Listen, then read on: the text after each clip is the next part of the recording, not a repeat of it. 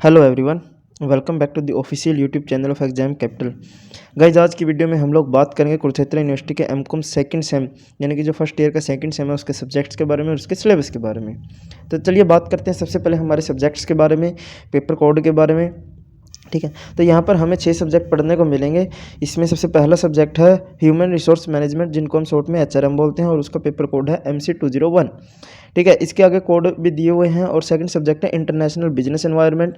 First sem में business environment था, अब की बार इंटरनेशनल बिजनेस एनवायरनमेंट है। और थर्ड है स्ट्रेटेजिक मार्केटिंग। फोर्थ है financial management and policy. Fifth है कॉर्पोरेट अकाउंटिंग एंड सिक्स्थ है बिजनेस स्टैटिस्टिक्स।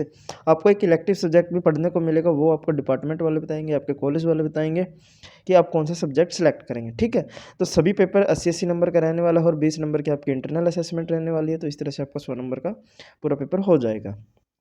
अब बात करते हैं पेपर स्ट्रक्चर के बारे में। पेपर स्ट्रक्चर जो आप बिल्कुल फर्स्ट सेम में दे के आए, अब सेम स्ट्रक्चर रहने वाला है। 8 क्वेश्चन आपको मिलेंगे। फर्स्ट क्वेश्चन आपका कंपलसरी रहेगा, जिसके अंदर आपको 6 शॉर्ट क्वेश्चन मिलेंगे और हर एक क्वेश्चन 4 नंबर का होगा।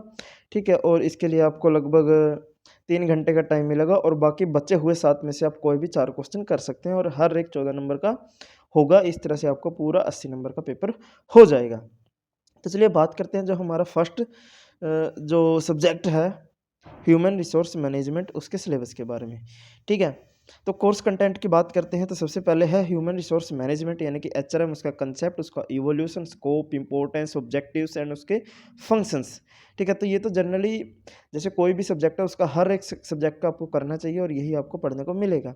सेकंड है HRM in dynamic environment, building up skills for the effective HR manager. HR manager के लिए जो स्किल्स है वो कौन कौन सी, इफेक्टिव स्किल्स कौन कौन सी होनी चाहिए, और ग्लोबल ऑल ओवर वर्ल्ड के अंदर HRM का क्या कंसेप्ट है वो आपको पढ़ने को मिलेगा। उसके बाद है HR planning, human resource planning, human resource information system, human resource policy कैसे डिजाइन करती है, जॉब एनालिसिस क्या है, recruitment, selection, induction and placement कैसे होती है।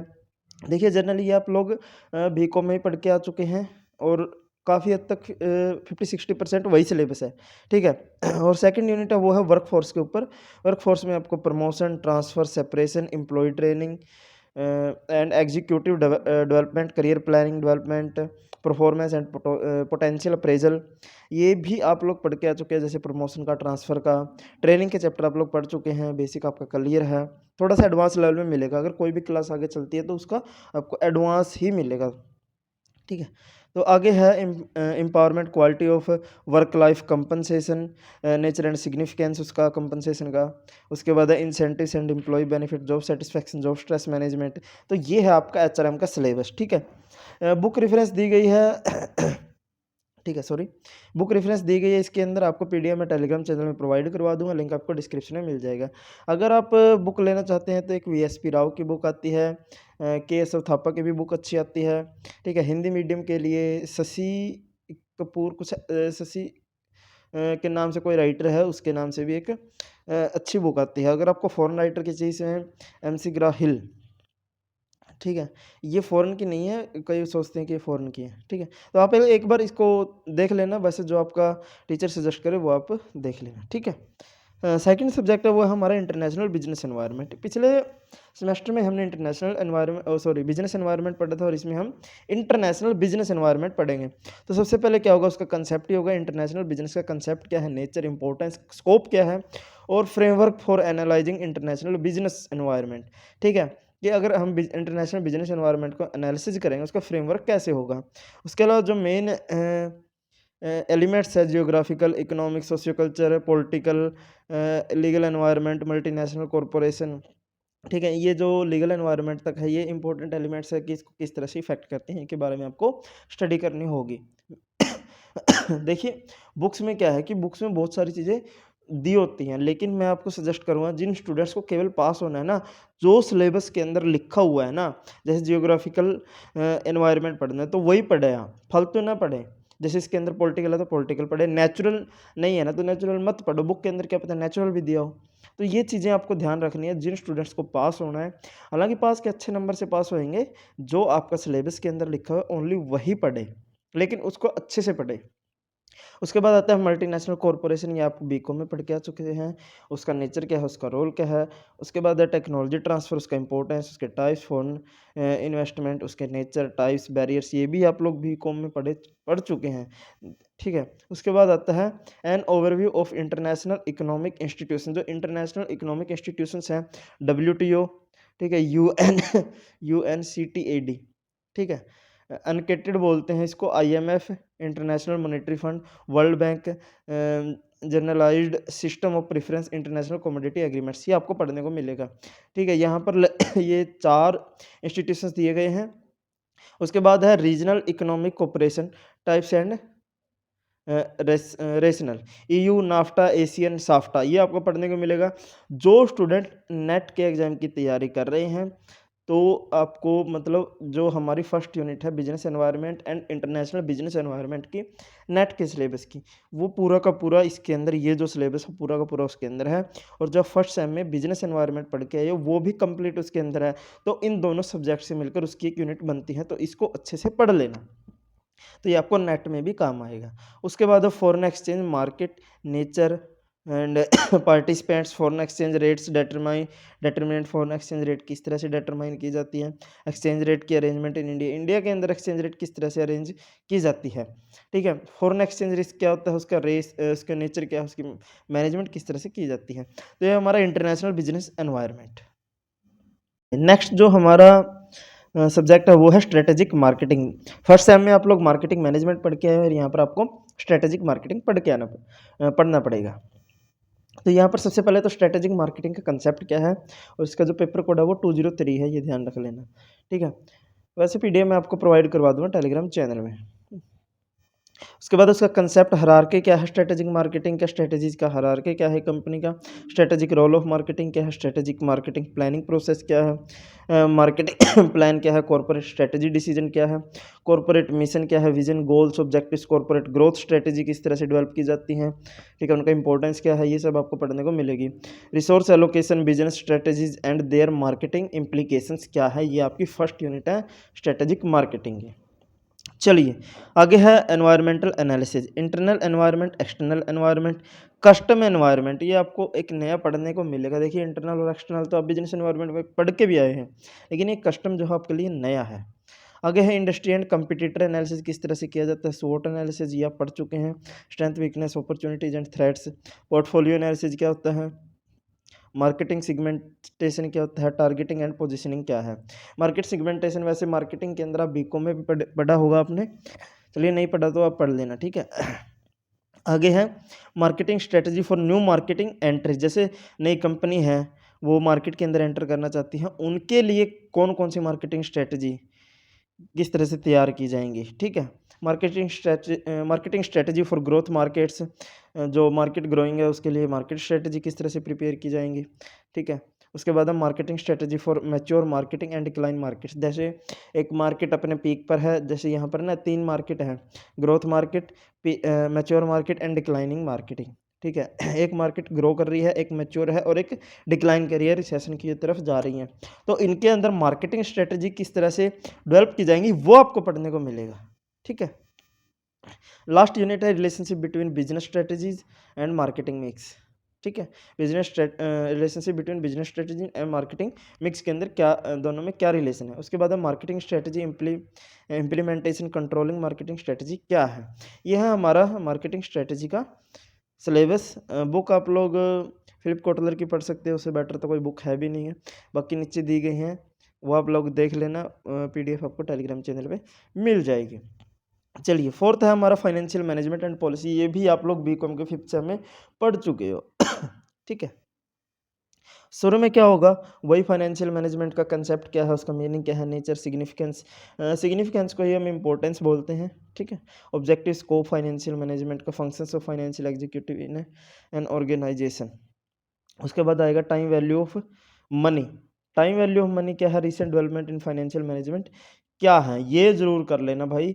मैं आपको एक चीज़ सजेस्ट करूँगा, अगर आप कोई भी सब्जेक्ट पढ़े तो करंट में उसकी सिचुएशन क्या है उसको ज़रूर पढ़ें, क्योंकि आगे जो है इंटरव्यू में इसी से रिलेटेड क्वेश्चंस पूछे जाते हैं।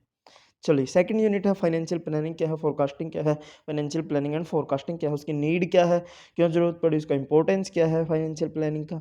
ठीक है, फाइनेंशियल प्लानिंग प्रोसेस क्या है, ड्राफ्टिंग ऑफ फाइनेंशियल प्लान को किस तरह से ड्राफ्ट किया जाएगा, financial forecasting meaning, benefit, techniques of financial forecasting, source of finance का आपको शॉर्ट टर्म क्या है, लॉन्ग टर्म क्या है। ठीक है, ये आपको पढ़ने को मिलेंगे। उसके बाद आएगा कि आपको प्रैक्टिकल चैप्टर भी मिलेगा कॉस्ट ऑफ कैपिटल का। ठीक है, 2-3 चैप्टर मिलेंगे आपको, वो अब बीकॉम में पढ़ के आए हैं। Significance computation of cost of capital including CAPM। ठीक है, ये आपको पढ़ने को मिलेगा। Problems in computation of cost of capital को कंप्यूट करते समय कौन कौन सी प्रॉब्लम्स है, उनके जो क्वेश्चन है आपको का सोल्यूशन करना पड़ेगा, वही आपको पेपर में भी मिलेंगे। ठीक है, आसान से सब्जेक्ट है, कोई ज़्यादा मुश्किल नहीं है। Working capital management and control क्या है, टाइप्स क्या है, इसकी नीड क्या है, डेटर्मिनेंट क्या है, assessment of working capital requirements, management of cash की मैनेजमेंट किस तरह से की जाती है, marketable securities, receivable, financing of working capital, banking norms क्या है।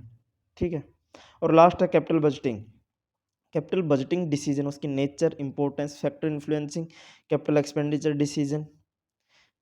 ठीक है, कैपिटल बजटिंग प्रोसेस क्या है, evaluation criteria and risk analysis, और लास्ट में आपको कैपिटल एक्सपेंडिचर किस तरह से कंट्रोल किया जाता है। ठीक है, इसके अंदर भी आपको बुक दी गई है, ये आप लोग देख लेना, बाकी जो टीचर सजेस्ट करे वही ले लेना। ठीक है, फिफ्थ हमारा सेकंड लास्ट वो है कॉर्पोरेट अकाउंटिंग। कॉर्पोरेट अकाउंटिंग आप +2 में भी आप पढ़े हैं, बीकॉम में भी आप पढ़े हैं। इसके अंदर क्या होगा, कंपनी के अकाउंट्स बनाने होंगे, शेयर को इशू करना होगा सॉरी। ठीक है, उसके बाद issue of share for feature and valuation of share, financial accounts of final accounts of company preparation, किस तरह से प्रिपेयर किए जाते हैं, उनके प्रैक्टिकल क्वेश्चन आपको पढ़ने को मिलेंगे। उसके बाद है अमलगमेशन का एक चैप्टर है, ऑब्जॉर्प्शन एंड रिकंस्ट्रक्शंस, ये एक ही चैप्टर में मिलेगा। ठीक है, उसके बाद है human resource accounting, lease accounting. ठीक है, preparation of consolidated financial statement of holding and subsidiary companies, ये हमारी फर्स्ट यूनिट है। लास्ट सिर्फ 2 यूनिट है इसके अंदर, लेकिन 2 यूनिट ही काफ़ी हैं, समझ रहे हो बात। ये 2 यूनिट में ही आपको बहुत, मतलब वैसे आप लोग कर भी चुके हैं, आसान ही होगा आप लोगों के लिए करना, कोई ज़्यादा मुश्किल नहीं है। Corporate reporting requirements, corporate reporting क्या है, उसकी रिक्वायरमेंट्स क्या है, करंट प्रैक्टिसेस क्या है, पीरियोडिक रिपोर्टिंग्स क्या है, सेगमेंट रिपोर्टिंग क्या है, सोशल रिपोर्टिंग क्या है, and harmonisation in corporate reports, ये आपको पढ़ने को मिलेगा। चलिए लास्ट जो है वो है हमारा बिजनेस स्टैटिस्टिक्स।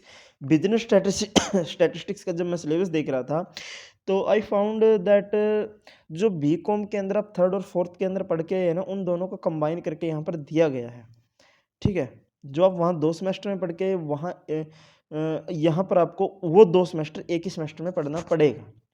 जिन स्टूडेंट्स ने पहले किया उनके लिए तो ईजी है, जिसने नहीं किया उसके लिए थोड़ा सा मुश्किल होगा। ठीक है, इसके अंदर क्या है, मल्टीपल रिग्रेशन एंड कोरिलेशन, ये दोनों अलग अलग चैप्टर हैं, मल्टीपल रिग्रेशन का एंड कोरिलेशन का। इसके अंदर हम लोगों ने क्या पढ़ना है, linear regression equation in terms of simple correlation, coefficient, दोनों के कोफिशिएंट रिग्रेशन का भी एंड कोरिलेशन का भी। उसके बाद क्या है, reliability of estimate, multiple correlation and partial correlation. चलिए, उसके बाद है आपको इंडेक्स नंबर आपको पढ़ने को मिलेगा, ये आपका बीकॉम में भी था। उसका मीनिंग क्या है, टाइप क्या है, यूजेस क्या है, मेथड क्या है, इसका आपका क्या है कि प्रैक्टिकल भी आ सकता है और थ्योरी का भी आ सकता है। इसमें से methods of constructing price and quality in indices simple and aggregate. उसके बाद test of adequacy, chain base index number क्या है, base shifting, splicing and deflating, problems in constructing index number, ये आपको प्रैक्टिकल क्वेश्चन करने पड़ेंगे। उसके बाद कंज्यूमर प्राइस इंडेक्स किस तरह से डिटरमाइन किया जाता है। उसके बाद टाइम सीरीज का आपको 2 चैप्टर पढ़ने को मिलेंगे। ठीक है, टाइम सीरीज एनालिसिस के 2 चैप्टर हैं। टाइम सीरीज एनालिसिस में कंपोनेंट्स सॉरी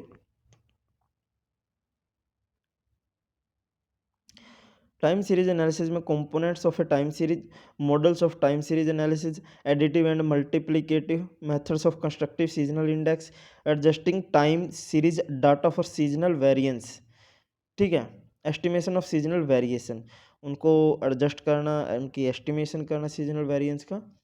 और लास्ट में है जो लास्ट के 2 यूनिट है वो प्रोबेबिलिटी बेस है। थ्योरी ऑफ प्रोबेबिलिटी क्या है, प्रोबेबिलिटी एज ए कंसेप्ट क्या है, अप्रोच क्या है, probability addition and multiplication law क्या है प्रोबेबिलिटी के, कंडीशनल प्रोबेबिलिटी बेस थ्योरम क्या है, ठीक है। और लास्ट में आपको प्रोबेबिलिटी डिस्ट्रीब्यूशन पढ़ने को मिलेगा। 3 ही कंसेप्ट है उसके, एक तो है binomial distribution, Poisson distribution and normal distribution. उनकी प्रैक्टिकल क्वेश्चन आएगा, तीनों में से एक क्वेश्चन हर बार आता ही आता है पेपर के अंदर, ठीक है। तो ये था आपका एमकॉम सेकंड सेम का सिलेबस, ठीक है। And thank you for watching the video and you can join our exam capital Telegram channel on telegram, and we will provide the pdf in the telegram channel and the link in the description of the telegram channel. So thank you very much.